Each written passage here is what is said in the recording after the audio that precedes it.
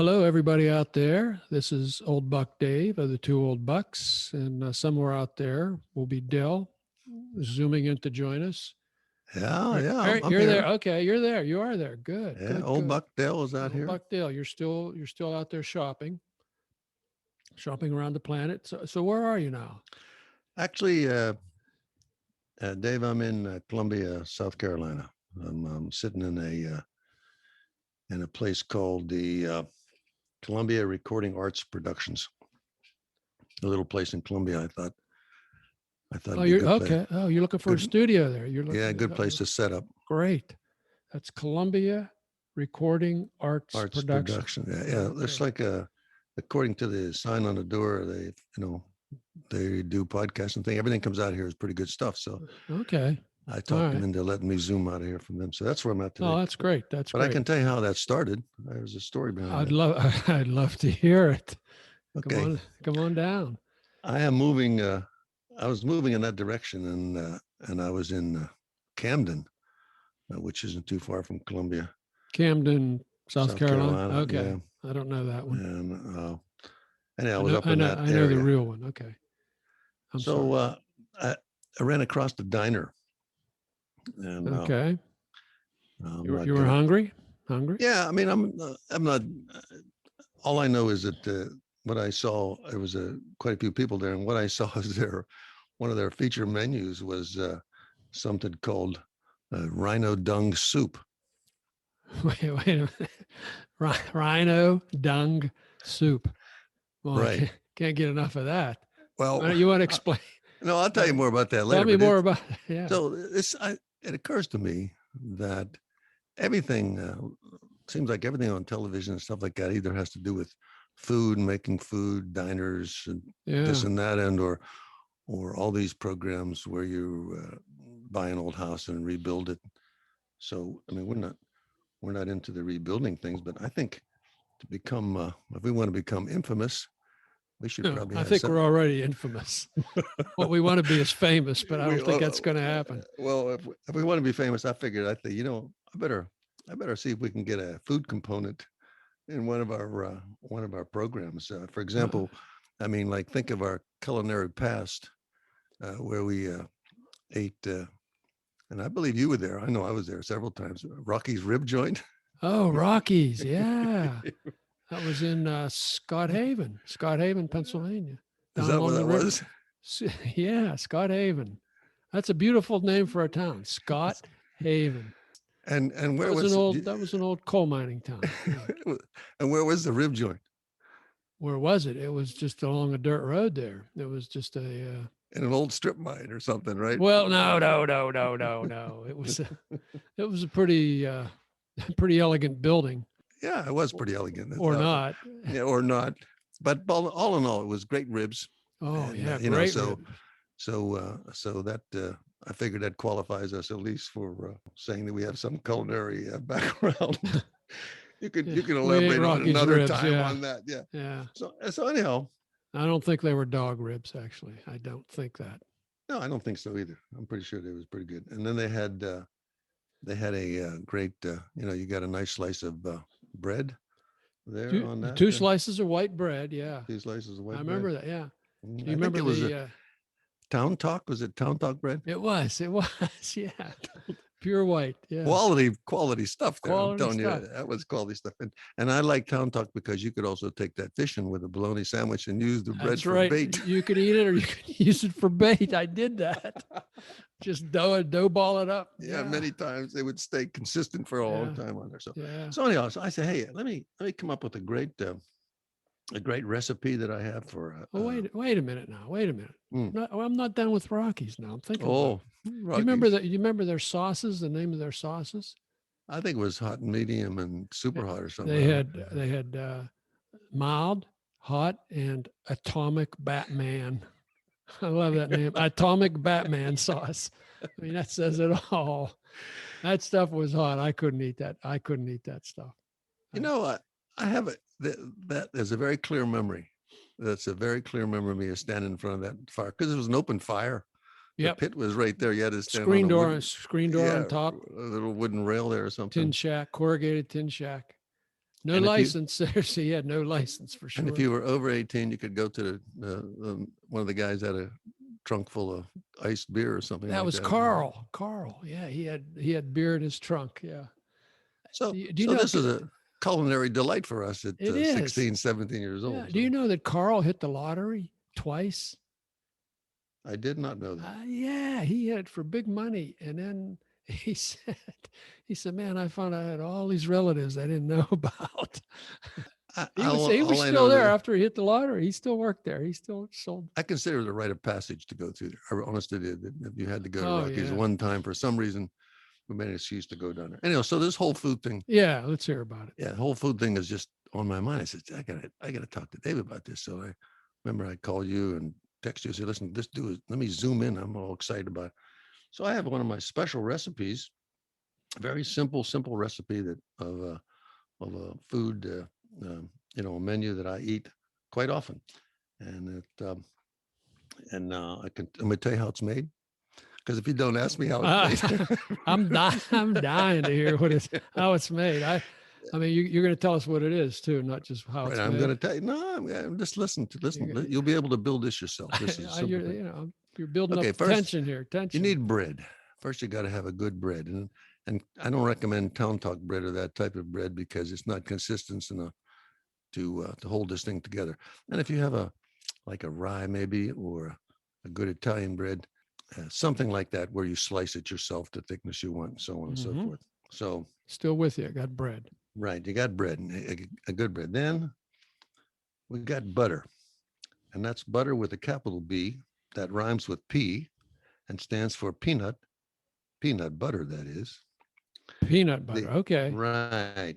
The what I have here, it's the protein propellant of people without preferences. Jeez. You know how long it took me a while to put that together. The protein propellant of peoples without preferences. I want to say that like Porky Chedwick, we can say that. Can you spell it? I can't. I cannot spell half of those words. Of course you can't. Okay, so we have two. I'm sorry.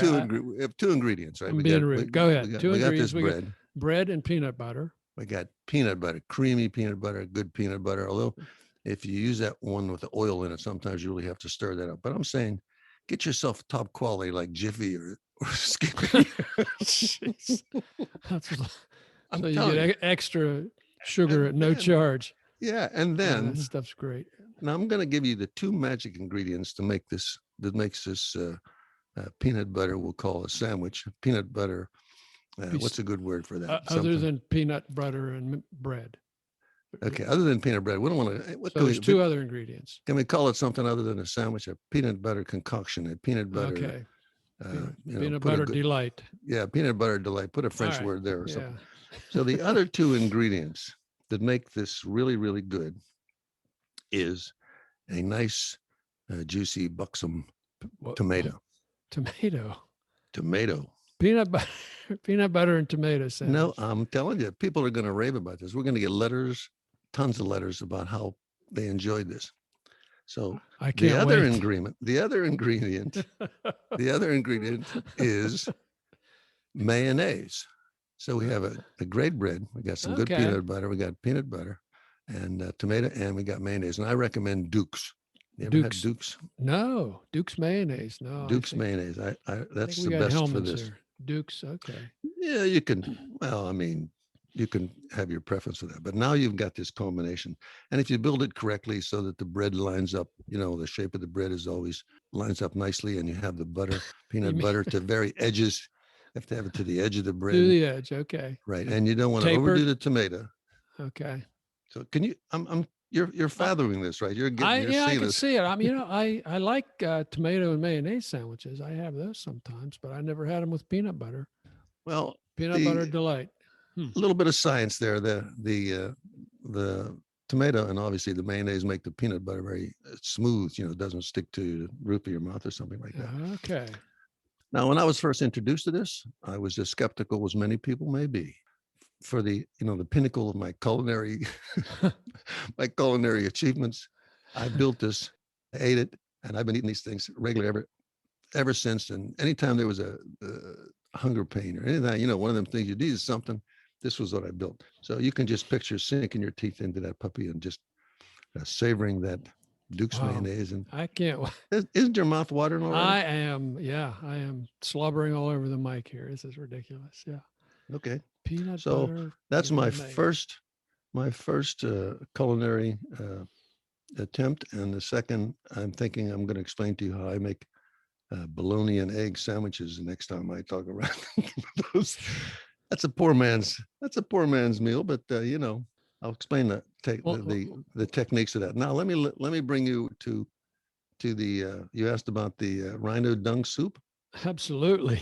Yeah. Okay. Well, These there was quite a few people in the restaurant, and you in the past said you were pretty gutsy to try some kind of a fish from Oh Iceland. yeah, rotten Right. shark. Yeah. Yeah, rotten shark. So I mean, Yeah. here I said, geez, who can mess this up? Yeah. So I ordered a little bowl of that, and I said it was I would say it was beautifully served and nice chinaware. It was exquisitely spliced. In other words, I can't spell exquisitely spiced, and after all that, it still tasted like still tasted like so it's dung soup, dung soup. rhino dung soup. I wonder where they got the dung from. You think it was really from rhinos, or I think it's one of those occasions where they wanted to just get like a gag? yeah, catchy name, and Uh-huh. like they sometimes name things that don't have the actual ingredients in. So, Okay. Well, but it was hard to fathom. Caught your attention. Caught your attention. Yeah, and it was hard to fathom mentally. You have Yeah. that first bite is always a little bit you're hesitant. So. Yeah. So anyhow, I really believe we should throw in a good a good food thing. But after about 2 episodes, we'll probably run out of recipes that haven't been used 100 times already. If we're talking about my recipes, we'd run out really quick. Yeah. Yeah. You don't happen to have one, do you?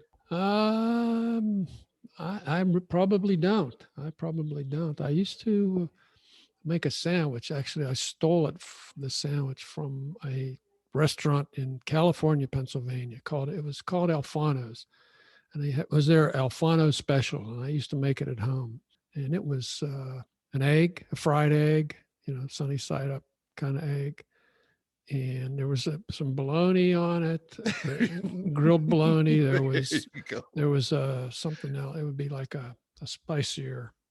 another spicier meat, and tomatoes.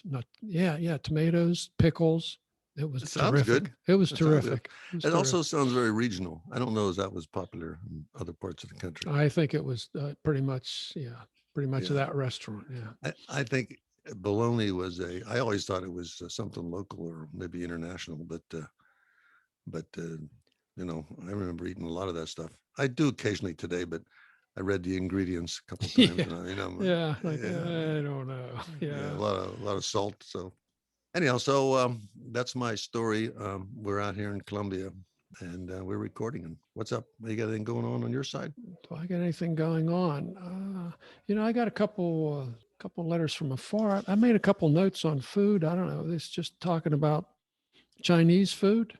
Is that of any interest at all to you? I'm very, very, especially the lo mein. I'm a lo mein guy.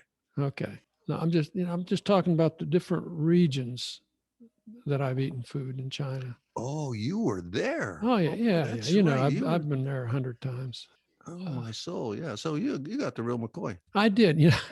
It's funny when we had some Chinese visitors over here, and we took them to a Chinese restaurant in town. All right, and they said, "Is this typical American food?" Yeah. It was so different from the real stuff they serve over there. Yeah, I've run into that too. There's the Cantonese that's down around Guangzhou, Guangdong province, spills over into Hong Kong. I guess that's kind of bland. That's probably the closest to what the food you get over here. And there's but it's like that everywhere. It's like if it's the all you can eat buffet, it's just straight American. It is I don't know. Except for the name General Tso's, chicken or something like that. So, they don't have that over there, by the way. I'm sure they don't. I don't think they do. Yeah. But they have. Then there's the Sichuan. That's the hot, spicy stuff. one of the ingredients they use are Sichuan mountain peppers. And you couldn't even bring those into the U.S. for a while, but you can now. And we have some. I actually had some in. They're that hot? No, they're not that hot. They're really tasty. They're little like peppercorns, Oh, and they sting. They actually have like an anesthetic on them. So if you just kind of rub it around on your tongue, it will numb your tongue, ugh. only just temporarily. Just for Um, just for a couple seconds. mm. It's just weird, and then it's real. It's like a ultra spicy citrus or something like that. It's real interesting taste. Gives foods an interesting taste. Anyway, But you don't eat a lot of that now, do you? You eat a lot of Chinese food now? I don't. No, I don't. It's hard to get great stuff here. Then the Hunan stuff, that's hotter than the Sichuan. That's out in Hunan province, next to Sichuan. That stuff that'll blow your head off. My favorite is the Fujian. I used to go to the city of Xiamen a lot, and it's pretty much seafood basically, and it's really seafood done right. Yeah, man, it's the whole fish or the whatever creature it is. It's really good stuff. So that it doesn't really transfer over to our palate, I think, especially if a bologna and egg sandwich sounds appealing. It's not, it's a little bit different than that. Yeah, Yeah. Or something, a lot of the sauces and stuff like that. Even I can't take much of that anymore. yeah. But Time has taken its toll on the intestines, so it's no longer capable of eating a lot of stuff. They're limited to certain. But the kind of the most memorable gastronomic treat from China is a drink. It's called Mao Tai, or otherwise Baiju. I think Mao Tai is like that's the town where it's made or something like that. It's like the worst alcohol you ever tasted. It's like bad kerosene. Oh gosh. And it's a wine type of thing, or like Well, it's like it's like 80 proof, 100 proof, something like that. Mm. And what they would do, we'd have these big lazy Susan dinners. Okay, Mm-hmm. say there'd be 10 of us, maybe me and another American, and then say 8 of them. All the international travels are familiar with that style, I think. Yeah. And they would break out the Mao Tai and do Mao Tai toasts with little like shot glasses. Okay, so the guy the guy on my left will he'll do a toast with me. All right, so we're 1 and 1. Okay, then the next guy will do a toast with me. Mm. So he's 1, and I've got 2. You see where this is going? Oh, I see. It's the old let's play a trick on let's David. let's hurt the Yankee here. Yeah. Well, I forget. Sometimes I forget sometimes when I talk about something that you more often than not saw or have actually saw the real place. You've actually tasted the real McCoy. So the real McCoy. Well, you've been to some places. You've tasted some strange things. True. But I'm going to stick with my peanut butter tomato and peanut butter mayonnaise sandwich as a safe bet. I don't think anybody can mess that up. Number one, and once they get used to it, they'll thank me. They'll thank me because in a jam, when you look in the fridge and you only see a half a tomato, you got a good jar of Dukes and a little bit of bread. You can even picture yourself scouring around the kitchen looking for those four ingredients just to satisfy a 9 o'clock hunger pang or something like that. So probably going to happen tonight. It's probably going to happen. Do you have any letters? I do. I have a couple of things. Let's go right to letters here. We don't have to do letters at the end. I got a great letter from old Buck Wayne. Mm-hmm. He's responding to a couple of the podcasts here. Now, it's a really long letter, but I'm just going to read parts of it. No, Wayne was a compatriot of yours? Or something? He was, yeah. We worked in the same company. Yeah. Oh, okay. Yeah. Okay. We did, we did different things. So here he goes. He says, your stories about events in your youth, including those concerning your past teachers, in particular Miss Neff, made me think about my unusual and eccentric 6th grade teacher, calling this teacher Mr. G. Okay, so he's not giving us his name to protect the guilty here. He says, while he seemed ancient back then, Mr. G was probably around 40 years old when I was in 6th grade. He was my first male teacher and quite intimidating for a number of reasons. He had a stout build, as one would have, as either a nose tackle in football or a rugby player used in the scrum. He had dark, close-cut hair and seemingly always had a 5 o'clock beard shadow. His facial expression oftentimes, portrayed a tough and mean disposition, especially to us youngsters. The most fearful trait, however, was his reputation for frequently applying the then accepted disciplinary practice of paddling students. Paddling. You remember that? Paddling. I was paddled. Were you paddled? Oh yeah. You want to tell us why? I got. Was it good, with good cause? Or?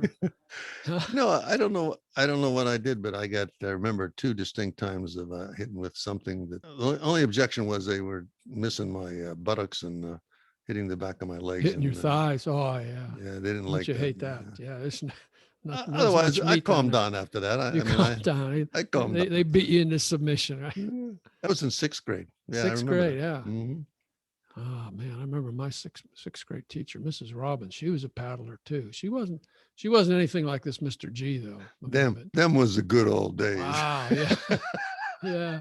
He says he says something like, it'll never be like that again, either for better or worse. Yeah. Ain't that the truth?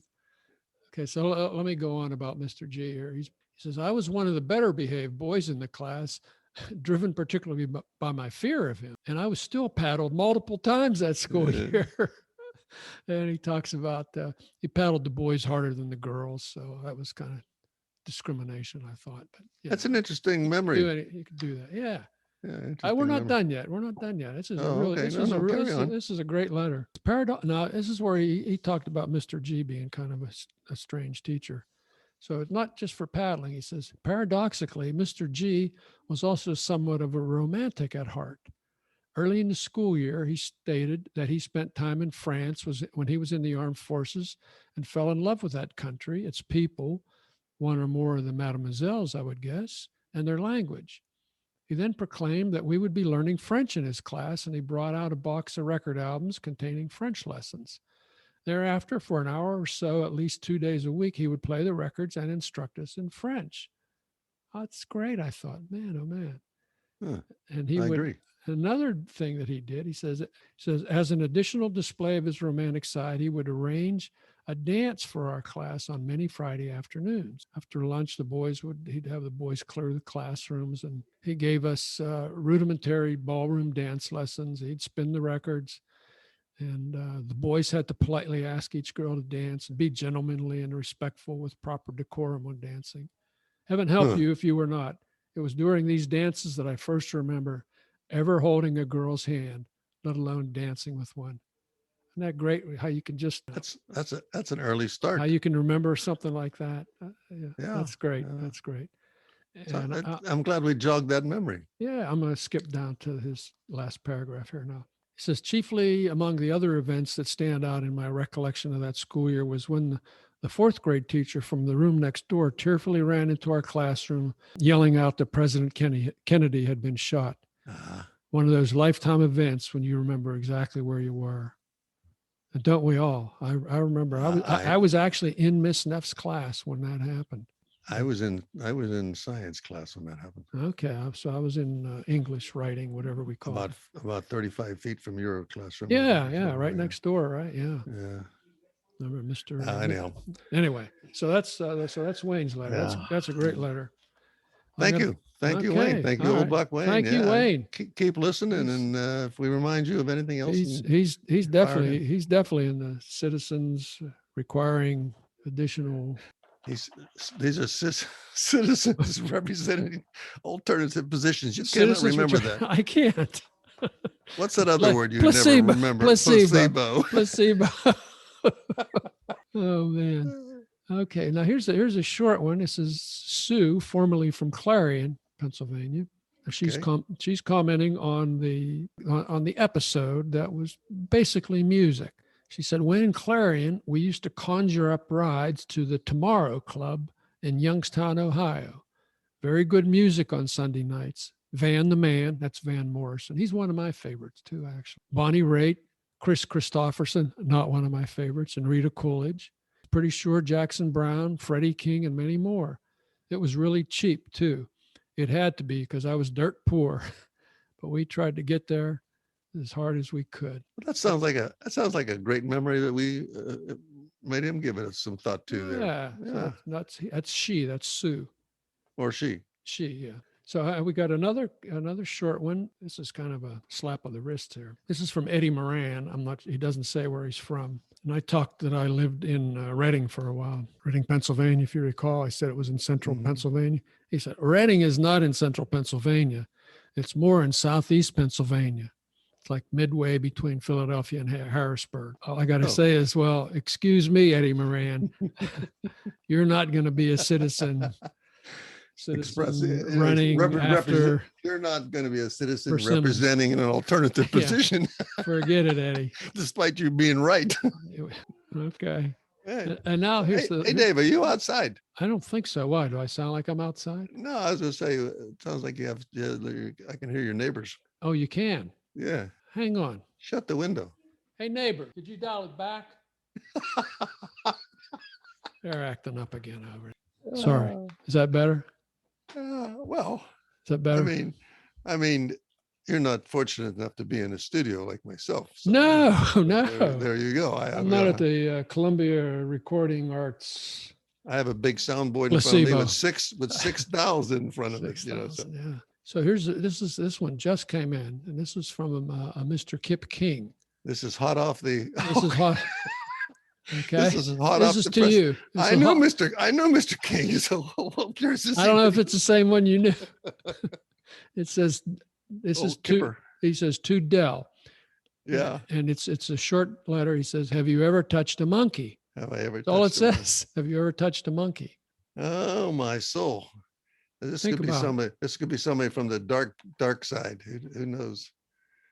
But I do know the name. I don't know why he asked that. I don't either, but ask him. We'll ask him if he's listening to Two Old Bucks to go ahead and send another reply, another clue. Wait a minute! You were in Africa. Did you touch any monkeys over there? No, you don't touch. You don't touch the monkeys over there. Don't touch the monkey. Yeah. You don't touch the monkey. Forget it. That's like saying, see that little cute little baboon over there with the 4-inch incisors? Yeah, go over and try to pet him. Go over and hand him a sandwich and watch what happens to your arm. Well, once when I was on a safari in South Africa many years ago. This was probably 2005, somewhere in there. I don't know. Doesn't matter really. Before the tame elephant episode? This was before the tame elephant. Yeah, this was another trip. Yeah.